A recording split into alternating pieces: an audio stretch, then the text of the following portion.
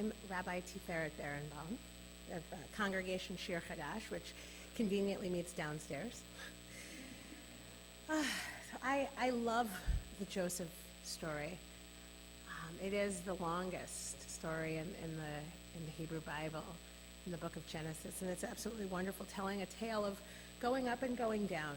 And so when I thought about how does this relate to interfaith relations, it's not very different than what Salome said, in that we're all Joseph, regardless of what faith we are. So the story starts out with Jacob telling Joseph, go check on your brothers.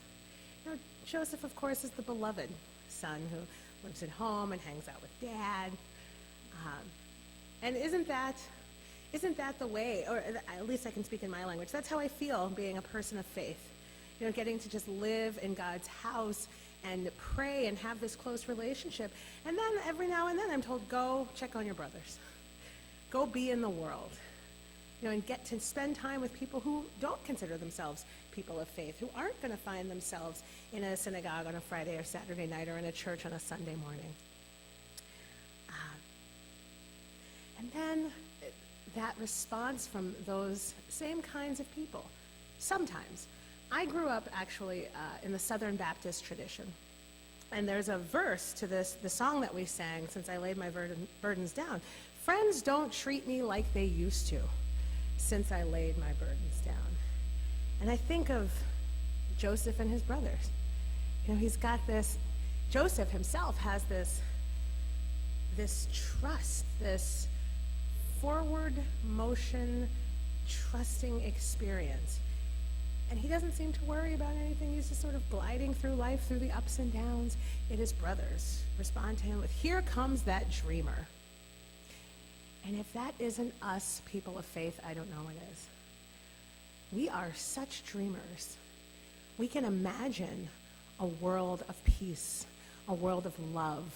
We can dream these great dreams of justice and see it with our spiritual eyes and see the steps that we need to take to get there.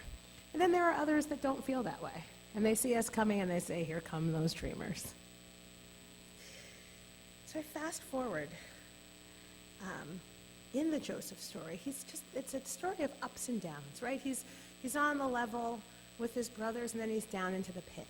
And then the Midianites take him up, and then he's up high in the house of Potiphar, and then he's down in the prison again. And then he's up to interpret dreams for Pharaoh. And it's just a roller coaster of life experiences.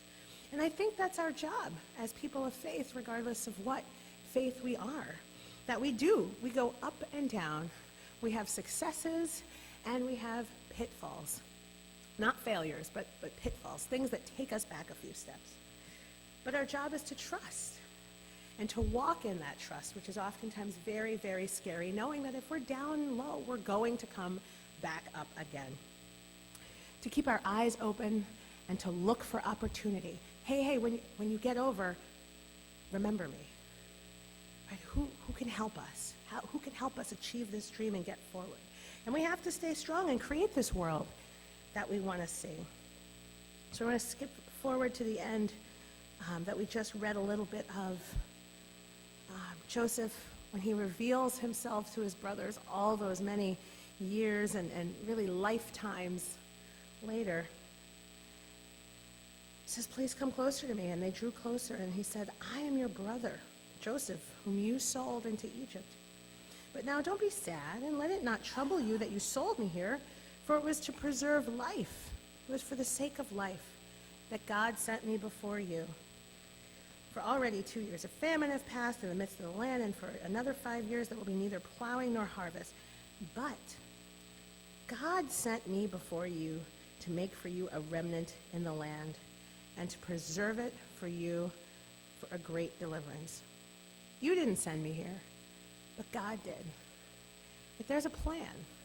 We do not know what this plan is, because that's not our role. Our role is to move forward like Joseph through the ups and downs with the faith.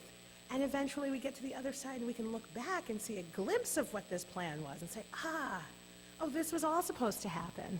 all of these things that caused us all of this grief and strife. When we were down, we got up, we got back down, we got back up, but that was so that we could create this strong foundation.